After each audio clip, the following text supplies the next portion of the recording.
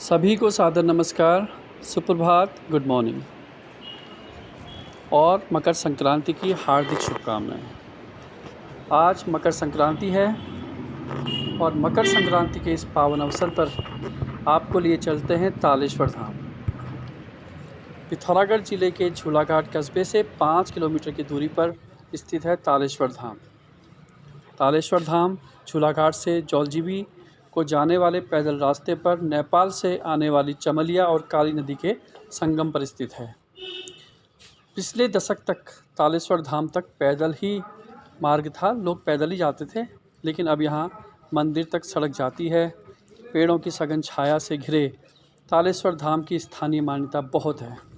कहा जाता है कि जो लोग काशी हरिद्वार जाने में सक्षम नहीं होते, वे तालेश्वर धाम की यात्रा का पुण्य लाभ पाते हैं। पेड़ों के बीच स्थित यह तालेश्वर मंदिर, तालेश्वर महाराज यहाँ पर विद्यमान हैं। तालेश्वर महाराज को स्थानीय देवता कटारमल या कटकणिया का साक्षात रूप मानते हैं। कटारमल देवता को शिव का साक्षात रूप माना जाता है। इस मंदिर के पास में ही रतोड़िया और समेजी देवी का मंदिर है। समेजी देवी को कटारमल की बहन माना जाता है।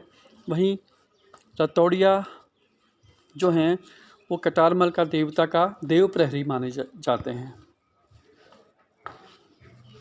तो झूलाघाट कस्बे के आसपास बहुत से गांव के लोग हैं जो तालेश्वर देवता को अपना स्थानीय संरक्षित देवता के रूप में माना जाता है। एक बार आपको रोकता हूँ, देखिए कितना अच्छा यहाँ पर सीमित व्यू है।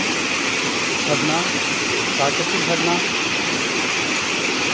बहुत सुंदर दृश्य ये है। आप लोग भी इसका आनंद लें।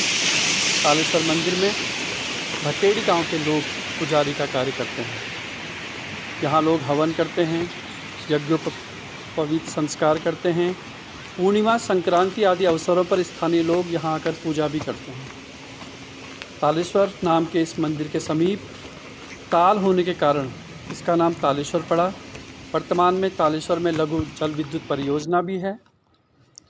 तालेश्वर नाम इस मंदिर के समीप स्थित ताल के कारण पड़ा, जैसा कि आपको अभी बताया गया। जो लघु जल विद्युत परियोजना है के कारण इस ताल का जो मूल स्वरूप है वो मौजूद नहीं है। माना यह जाता है कि इसी ताल में देवता का निवास स्थान है। मकर संक्रांति आज के दिन यहाँ स्नान का विशेष महत्व है। इस दिन यहाँ तड़के से ही स्नान प्रारंभ हो जाता है। नेपाल, पिथौरागढ़ और चंपावत के लोग यहाँ आते हैं। इस दिन नदी के तट पर रेत का शिवलिंग बनाकर उसका निर्माण कर उसकी विधि विधान से पूजा अर्चना की जाती है। तो ये महत्व है इस धाम का। अब बात करें मकर संक्रांति के अवसर पर, मकर संक्रांति की इसके महत्व पर और इसकी वैज्ञानिकता पर। भारत के अलग अलग क्षेत्रों में मकर संक्रांति के पर्व को अलग अलग तरीके से मनाते हैं। जहां आंध्र प्रदेश, केरल और कर्नाटक में इसे संक्रांति कहते हैं, तो वहीं तमिलनाडु में इसे पोंगल पर्व के रूप में भी मनाते हैं। पंजाब और हरियाणा में इस समय नई फसल का स्वागत किया जाता है और लोहड़ी पर्व के रूप में इसे मनाया जाता है। वहीं असम में बिहू के रूप में इस पर्व को उल्लास के साथ मनाते हैं। हर प्रांत में इसका नाम और मनाने का तरीका अलग अलग है। मकर संक्रांति का त्यौहार सूर्य के उत्तरायण होने पर मनाया जाता है। इस पर्व की विशेष बात यह है कि यह अन्य त्योहारों की तरह अलग अलग तारीखों पर नहीं, बल्कि हर साल 14 जनवरी को ही मनाते हैं। तब सूर्य उत्तरायण होकर मकर रेखा से गुजरता है। यह पर्व हिंदू धर्म के प्रमुख त्योहारों में शामिल है। कभी कभी यह एक दिन पहले या एक दिन बाद में भी होता है, यानी 13 और 15 को, लेकिन ऐसा रेयर होता है। मकर संक्रांति का संबंध, जो सीधा संबंध है, पृथ्वी के भूगोल और सूर्य की स्थिति से है। जब भी सूर्य मकर रेखा पर आता है तो वह 14 जनवरी का ही दिन होता है। अतः इस दिन मकर संक्रांति का त्यौहार मनाते हैं। भारत में अलग अलग क्षेत्रों में मकर संक्रांति अलग अलग तरीके से मनाते हैं। आंध्र प्रदेश, केरल और कर्नाटक में इसे पोंगल के रूप में भी मनाया जाता है। और अन्य राज्यों की बात अभी अभी हमने की है। तो दोस्तों, आपको ये वीडियो ज़रूर पसंद आएगा। इसे लाइक, शेयर और सब्सक्राइब ज़रूर करें और इसी तरह के वीडियो मैं आपको भेजता रहूँगा। नमस्कार। अब आप यहाँ के प्राकृतिक सौंदर्य का आनंद लीजिए, मंदिर के दर्शन कीजिए।